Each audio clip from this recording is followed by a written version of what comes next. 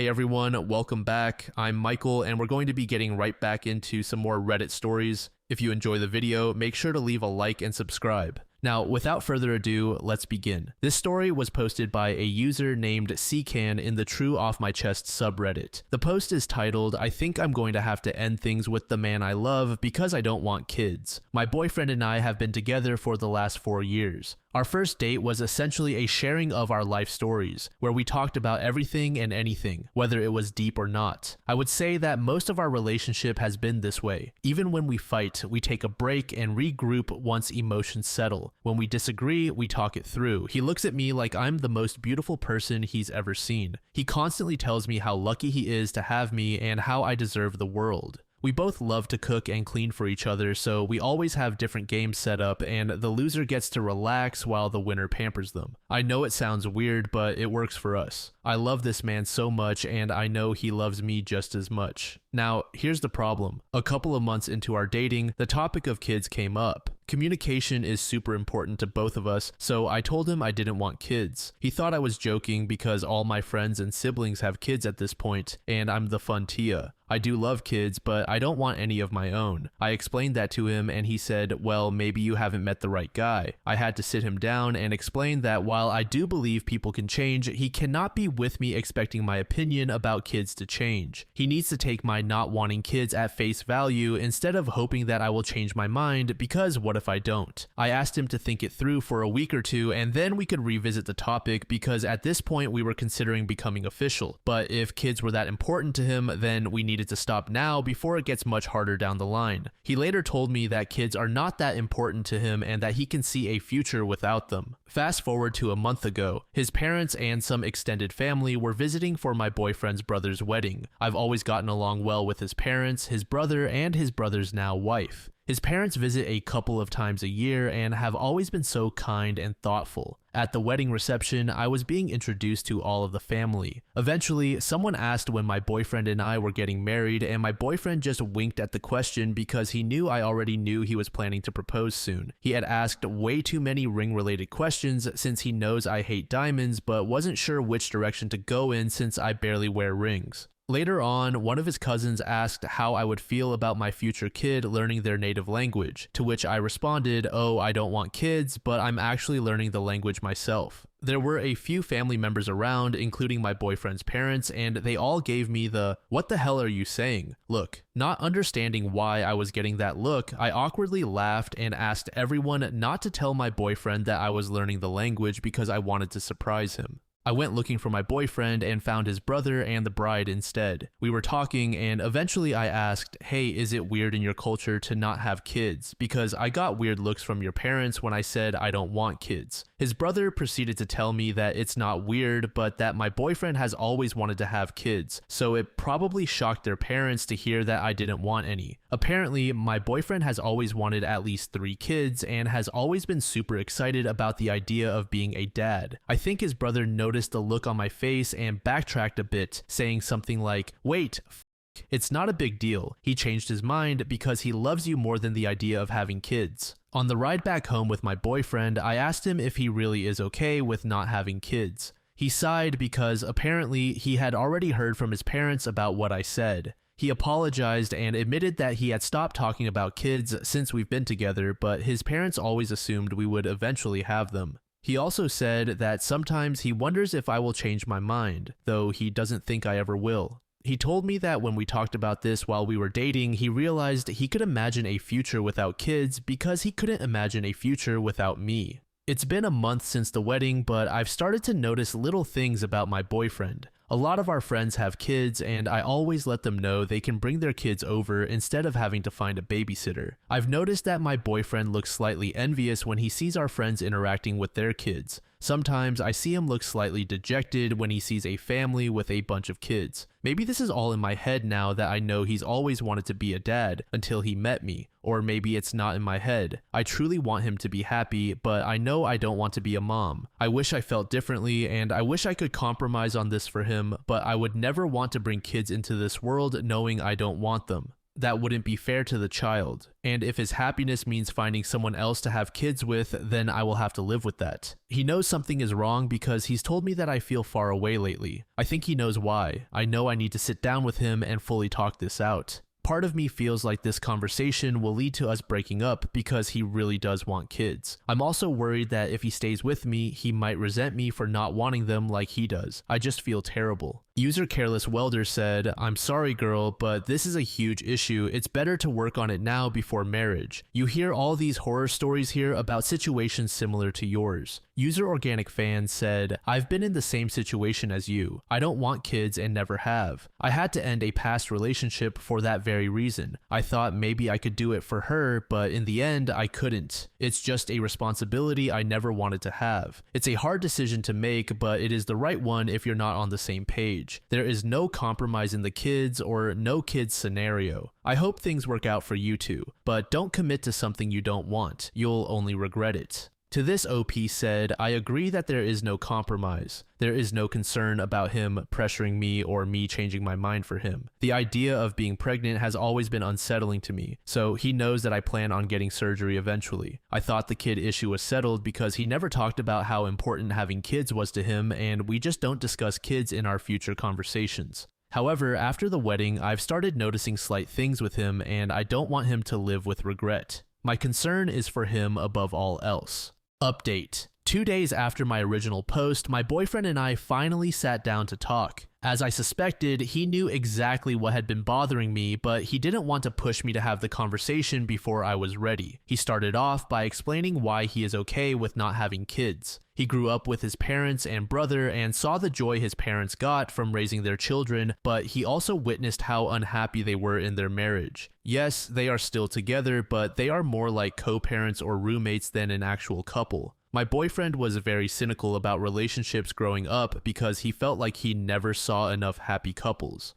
His parents weren't happy. His friends were in and out of relationships. He himself was in and out of relationships. In his mind, kids would bring him and his partner happiness and purpose in a relationship. He admitted that this way of thinking was flawed, but when we started dating, he realized it and began going to therapy to work through these feelings. He said that when he met me, everything changed for him, and he knew by our second date that he was going to marry me. So when I mentioned months later that I didn't want kids, he was disappointed, but only because the idea of having little versions of me running around was something he had thought about during the months we were dating. And yes, he meant it when he said that he could see a future without kids, but couldn't see a future without me. That's why he has been super supportive of me looking into surgeries to prevent pregnancy. It's also why he never brings up the possibility of either one of us changing our minds. I asked if he was jealous of our friends with kids, and he laughed. He said that when he sees a family or our friends with their kids, he recognizes that the relationship between a parent and child is special, but the freedom we have in our relationship, along with the extra funds we have for ourselves, far outweighs his past feelings about being a dad. He said that I am his family, and if I don't want to increase the size of our family, he has no problem with that because he's already so happy. He told me that finding the love of his life means everything to him, and he doesn't want to mess with something that feels perfect. He admitted that he never brought this up with his family because he was slightly concerned they might try to pressure us. His brother already knew and obviously had no problem with it.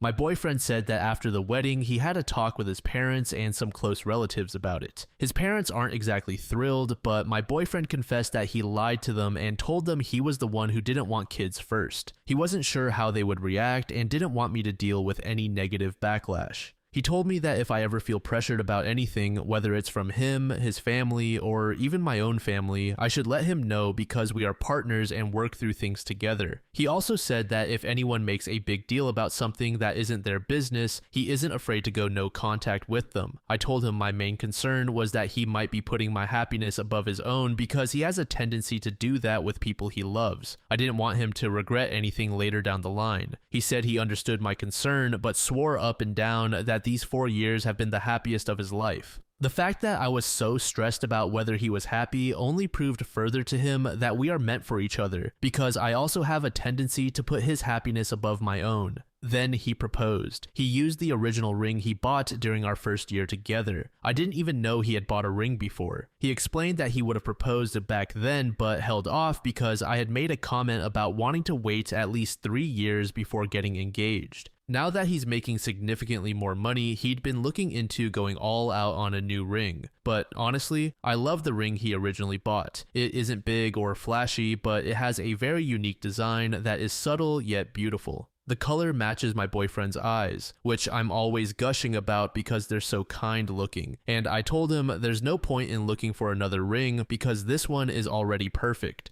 Update 2. My fiance and I recently got engaged not too long ago. While we were making plans, the proposal was very spontaneous and happened months before my fiance had originally planned. I had also originally planned to accept his proposal in his native language. However, due to events leading up to the proposal, I forgot. So I decided I would just keep taking classes, and his brother or brother's wife would only converse with me in Polish when my fiance wasn't around. Then I would surprise my fiance by giving my vows in Polish. The problem, my fiance doesn't know that I now understand a lot of the conversations he's having with his family and some of his friends because I have to pretend I don't understand. This has been going on for months, even before he proposed. I feel like I'm invading his privacy, because now I know. He has been planning to surprise me with his originally planned proposal, but now it's just an over-the-top engagement party. He once told his mom that he missed her sauerkraut soup, so for the almost 5 years we have been together, I make this dish a handful of times a year during fall and winter for him. I even called his mom for the specific recipe. Turns out he has always hated it, but it reminds him of home and his mom, and he sees how happy I get making it for him, so he just eats it. I make a big pot only for him to eat, and I don't like sauerkraut. Now it makes sense why he always sends half of it to his brother and sister-in-law. He has been hiding my favorite candies around the house for the last 2 years.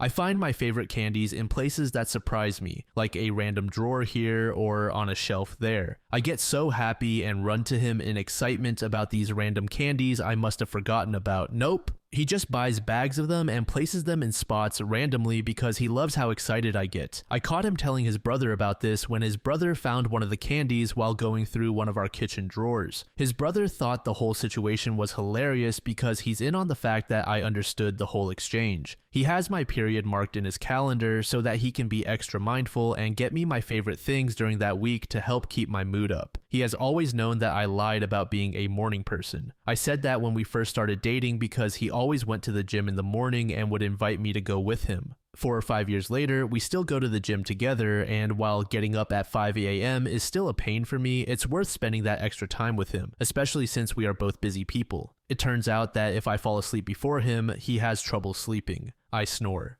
He has never once complained to me about it, but I still use nasal strips and have a special pillow that I thought helped. However, apparently if I fall asleep after him, he can just sleep through it because he's a heavy sleeper. So now I make it a point to sleep after him. He hasn't caught on yet, I think. The last thing is something he has told anyone who will listen. His parents, his uncles, his aunts, his brother, his brother's wife, and his friends in Poland. Anyone and everyone who speaks Polish. If I'm in the room and he's on the phone with them, he always looks at me with a huge smile and tells them that he cannot wait to marry me. I love the man so much. I don't think I can keep this charade up for a year. I am not good at pretending. I can't keep hiding my face or running out of the room when he is talking to family or friends. My birthday will be coming up in a few months, so I know he will be planning something and probably thinks it's safe to talk about it with some people in Polish. I'm going to crack soon. I can feel it. Update 3, I did end up cracking. My fiance threw that surprise engagement party for us. It was beautiful and sweet, and he flew his family and my family out to be there as well. During the dinner portion of the party, we did a toast, and I decided to give my portion of the toast in Polish. In my toast, I explained that I wanted my learning Polish to be a surprise for the proposal, but since that didn't work out, I wanted it to be a surprise for my wedding vows. However, I didn't count on the fact that I would be unintentionally eavesdropping on his conversations, and what was supposed to be a surprise engagement party for me was spoiled by me. I also talked about the sweet things I found out through my eavesdropping and how it further proved to me that I made the right choice by saying yes to his proposal. While I don't think anyone is ever really perfect, I do know that he is perfect for me. My Polish wasn't perfect, but thankfully my future brother-in-law translated everything for my side of the family. Now here comes the absolute shock of the year. I don't know if I've mentioned this in any of my posts because there was no reason to at the time, but I am mixed. A big chunk of my family speaks Spanish, myself included. Granted, I usually speak English with my family and not often Spanish, but my maternal grandparents only speak Spanish. I'm pretty sure you know where I'm going with this. After I finished my toast, I looked over at my fiance who had tears in his eyes, and he freaking responded to my toast in Spanish. It turns out he had been learning Spanish for the last year and wanted to surprise me on our wedding day. While I don't speak Spanish as often as he speaks Polish, so no secrets were spoiled on my end, he wanted me to know that he embraced every part of my life and just wanted to prove that to me by learning Spanish. There were a lot of laughs and tears shed, and both our families made it a point to learn simple phrases in each other's languages, which was really cute to see. All in all, I'm still planning to do my vows in Polish, and he plans to do his vows in Spanish and English. I'm happy I'm not eavesdropping anymore because I did not enjoy invading his privacy despite the sweet things I ended up learning. So that's that. I'm just very excited to spend the rest of my life with this man. Update 4. I had posted a few times before on Reddit about my fiance and me. For the most part, my posts have had happy endings, but this one just isn't a particularly happy one. Soon after my engagement, my best friend and his wife passed away in a car accident, leaving behind their 11-year-old daughter, Amy. Amy is my goddaughter, but we've always referred to each other as niece and tia. I've been there for her whole life, and she has always been one of my favorite people. It's been a really hard several months since the accident, and everyone is struggling. I've spent more of my life with my best friend in it than without him. Our parents became best friends because of our friendship. I refer to his mom as Mama and his dad as Papa, and he did the same with my parents. My siblings were his siblings. We went to events and concerts together so often that multiple times since he passed, I've subconsciously bought him a ticket, forgetting that he wouldn't be able to use it. I even introduced him to his wife in high school. They got pregnant young, and I was there to help. I even stopped eating food she couldn't eat because I could tell being pregnant wasn't fun for her. I was at the hospital because she was scared and asked me to be close by. I was the first non-blood family member to see Amy. I say all this because he and his family are my family. So their passing was a huge blow for everyone, especially for Amy. In the month following the accident, Amy went to stay with her grandparents. Luckily, we all live in the same big city, so the farthest any of us are from each other is an hour at most. The issue is that her grandparents are much older compared to my parents. While they love her deeply, they are already at a point where they themselves need help. Plus, they just lost their only son and daughter-in-law. Amy's mom's parents live out of state, but they also didn't believe uprooting her and moving her away from everyone she knows would be the right thing to do either. Her grandparents ultimately felt that Amy staying with them wasn't what was best for her and relayed that to my parents, who then mentioned it to me. After talking it through with my fiance and discussing it extensively in therapy, we came to the conclusion that we would be happy to take her in. We are financially capable, have the space, and most importantly, we love her so much. Before the accident, she was realistically at our house at least 3 times a week. She's actually the reason why I even have an art room. It's an activity we've always done together. When we approached her grandparents with the idea, they were completely on board. I think part of them had hoped we would offer without them having to ask directly. However, when we broached the idea with Amy, she was hesitant. It turns out she knows that I never wanted kids and was afraid that I would hate her for having to raise her. It absolutely broke my heart that she felt that way, and I tried everything I could to convince her otherwise. In the end, I told her the truth. I will never be able to replace her mom or dad, and I have no plans to try. Her parents made me her godmother because they knew I would love and care for Amy just as they did. I could never hate her. My fiance even pointed out that I was the one who came up with the idea of fostering her in the first place. But I also stressed to her that this is a new situation for all of us. We are all grieving together, and we are all jumping into this new living situation together. There will be mistakes along the way, but there will also be a lot of love. We also put Amy in therapy. She was very hesitant at first, but became much more comfortable after finding out that both my fiance and I regularly attend therapy ourselves. My fiance has been amazing through all of this and has been my absolute rock. He was also very close to my best friend. My best friend was the type of person who would see something and say, "This looks like something so-and-so would like, so I'm going to buy it for them." Some days I catch my fiance staring at one of those many gifts for a long time, or he'll say something like, "I hope they both knew how much I loved them." We hold each other tighter now when we hug and kiss longer than before. When I first brought up the idea of Amy living with us, my fiance was shocked and wasn't sure how he felt. So much change was happening so quickly. The engagement, the accident, and now the possibility of Amy moving in. I didn't bring it up again until he did a week later, saying, "I thought about it and I think it would be good for all of us. But let's get our therapist together to make sure we aren't jumping the gun just because we love her." Amy moved in right after Thanksgiving. All the families came together for the holidays to remind her that she is never alone. She has her mom's family, her dad's family, my fiance's family, and let's not forget all our friends and their families. There was a lot of crying, but also a lot of laughing. Her living with us has been a huge adjustment, but nothing we can't handle. She has always been such a sweet girl, very bubbly and loud. Since the accident, she has understandably been much more withdrawn and quiet.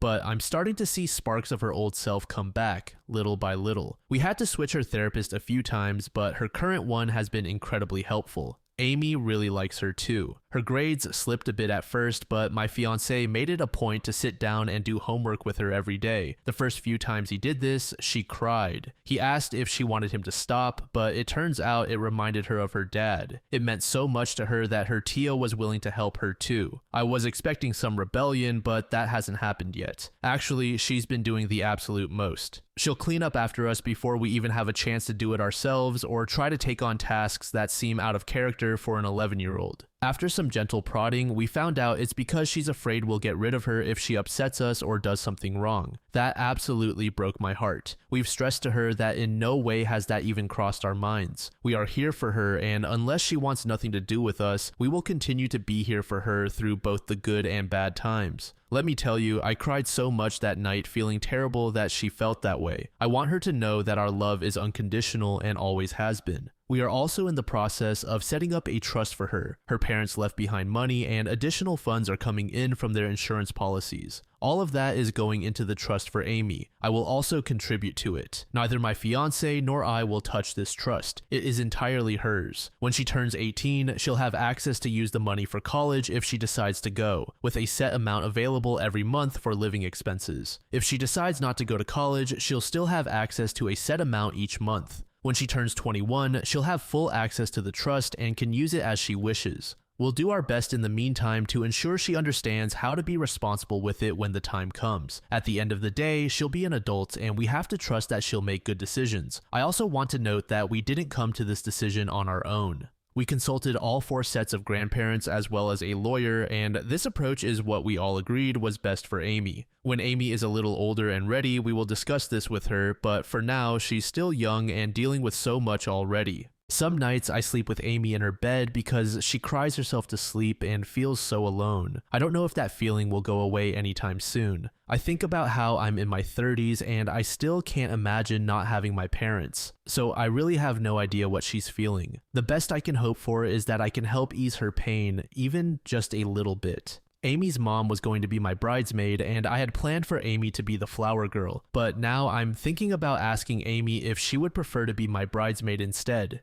Amy looks so much like both her parents, and I see so much of their personalities in her. A part of me feels like having her up there with me will make me feel like her parents are there with me too. I never once imagined getting married without either of them by my side. All wedding planning stopped the moment of the accident for that reason, and even now, as I type this, I'm crying at the thought that they won't actually be there. But at the same time, that's a lot of pressure to put on Amy. I don't want to tell her all of that. I just want to give her the option to be my bridesmaid if she wants to, and if she doesn't want to, that's completely okay too, because she will still be part of my wedding no matter what. I won't even bring this up for a while because honestly, I'm still not in the headspace to plan the wedding right now. There's no real reason why I'm posting this. I have tried a couple of times to write out what happened, but each time I broke down or deleted it. I think I just need to vent or feel better, maybe to get some validation that we're doing the right thing and not messing Amy up. One step at a time, I guess. Final update. It's been a while and people keep reaching out to check in, so I thought an update might be warranted. It won't be very exciting, just where we are all at right now. Side note, I'm not sure if I gave my fiance a name in my previous post, but I will refer to him as David moving forward, and my best friend's name will be Leo. I want to thank this community for the kind words of encouragement and concern for Amy. It's heartwarming, to say the very least, to receive such support from strangers. There were so many comments that I got overwhelmed and stopped responding, but I read every single one. Even if I didn't respond, I truly appreciate every single one of you. I just get really shy after a certain point, even though this is all anonymous. A lot of people were really focused on the trust in my previous post, so I'll address it here. Trust me, we are aware that 21 is still mentally young. We consulted with all the grandparents regarding the trust, and most of them wanted to give her a lump sum at 18. The compromise was that the lump sum would be given at 21, with her receiving a sort of allowance from 18 to 21. We will also set her up with our lawyer and financial advisor when she turns 18. That said, she will be an adult at that point, so all we can do is give her the tools to help her make the best decisions for herself when the time comes. We can always adjust the rules of the trust if needed, but that will be decided as a family. For now, we're happy with where we landed. David is now my husband. One night we were talking and realized that we didn't feel comfortable having the wedding this year, but we also didn't want to wait to be married. So we went to the courthouse with Amy and made it official.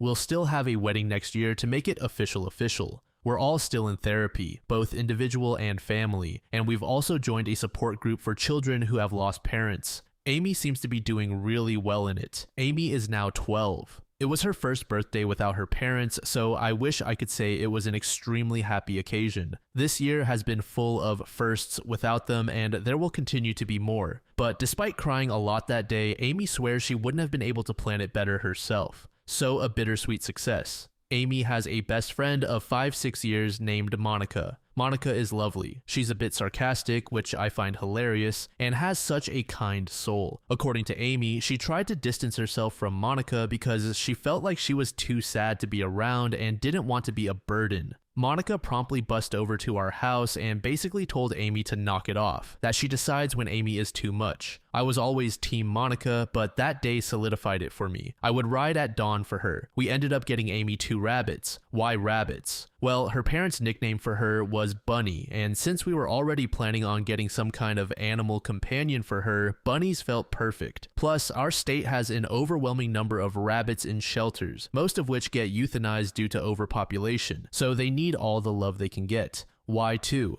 Bunnies are social creatures and are happiest being raised with another rabbit. That's where we are right now, taking things one step at a time and doing our best as a family. Amy is obsessed with paint and chalk. After showing her the ropes and doing her own research, she has completely taken over all their care. She even has a space in the fridge labeled buns for the fresh greens she cuts up every morning to feed them. She decorated an area in her room for them since they sleep there at night, but they're allowed to roam around the house during the day. Amy has been very happy with them. Paint even sleeps on her bed now. This also means we no longer sleep in her room with her, and only a handful of times has she crawled into bed with us, like on Mother's Day and Father's Day. We're leaving for a trip to Europe and Asia next week. David and I love to travel, but I actually start to get irritable when I don't travel for a while. It's a 3-week trip starting in Poland to spend time with David's family for a week, followed by Asia. The plan was for Amy to join us for the full 3 weeks, but she really pushed back, and we were confused about it. She only wants to go for the first week in Poland to meet David's family. Whenever we asked about the rest of the trip, she insisted that we should go without her. If she didn't want to do something, we understood and didn't want to force her. But understanding why was tough for me. Does she not like traveling? No. She enjoys it. Is she afraid? No. She likes flying and thinks it's cool to see new places. Is it too much time away from home? No. She's fine with long trips.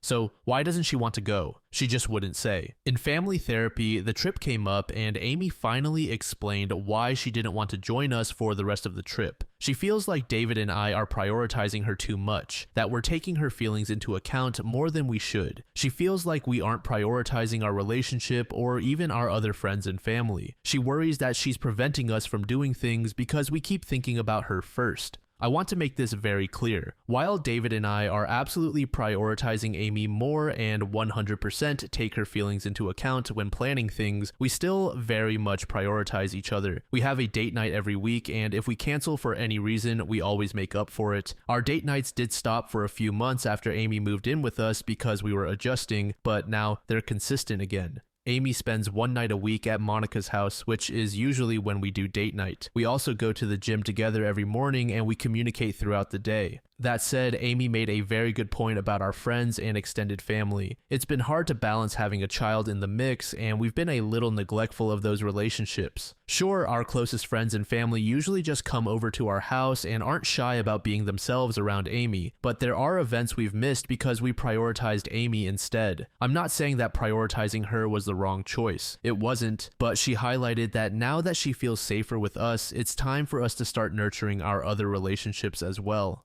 Amy really is the greatest kid. Even though it hasn't been a full year since her parents passed, she has changed so much. I wish she didn't have to grow up as fast as she did, and I hope we can preserve some of her childhood. But I know her parents would be so proud of her. I'm so damn proud of her. We tell her all the time, but I don't think she fully grasps just how proud we all are of her. Anyway, we still stressed to her that we'd love to have her with us for the trip, but she insisted that we should take the time for ourselves. So we decided to leave the trip as is. My parents will come with us for the first week in Poland, and they'll fly back home with Amy afterward. She'll float between all the grandparents while David and I continue traveling. We've promised to video call her every day to check in. We're already making more of an effort with our friends and family. Amy has also been spending more nights with her many grandparents, which she's been loving because, in her words, "I'm really lucky that I have 4 nanas and 4 papas." David is absolutely killing it in his role as a parent. He's been super hands-on with Amy's schooling. He's the one handling teacher meetings, school stuff, and pickups. He has all the contact information for her teachers and has made better connections with the other parents in her class, as well as the parents of all her friends. He's even been joking about joining the school's version of the PTA. But honestly, I don't think he's joking. He's definitely the extrovert between the two of us, so it's not surprising. I could probably go on for pages about David just being the absolute best, but I already feel like this update is super long. I don't know how I would have managed any of this without his love and support. While neither one of us is perfect, we are perfect for each other. It honestly blows my mind that I can still love him more and more every day. Like, how is it even physically possible to love someone this much? Is this even healthy? I digress. I think I'm doing okay. Just like Amy is dealing with a lot of firsts without her parents, so am I. At first, I didn't think it was fair for me to grieve since Amy's situation is on a whole other level than mine. But my therapist had to remind me not to compare my grief to hers because they're just different. Sometimes I imagine what my conversation with Leo would have been like if I told him I'm adopting this 11/12-year-old girl because her parents were my closest friends. He always understood why I didn't want kids and was so supportive when others disregarded my feelings about it. I wonder if he would have talked me out of it or encouraged me to do it. Either way, he 100% would have been part of the village supporting me, whether he agreed with my decision or not. I just wish I knew what his thoughts would be about this whole thing. I miss them both so damn much. But at the same time, I'm really lucky to have David and Amy. I don't know who said it originally, but they said it best. If you want the rainbow, you gotta put up with the rain.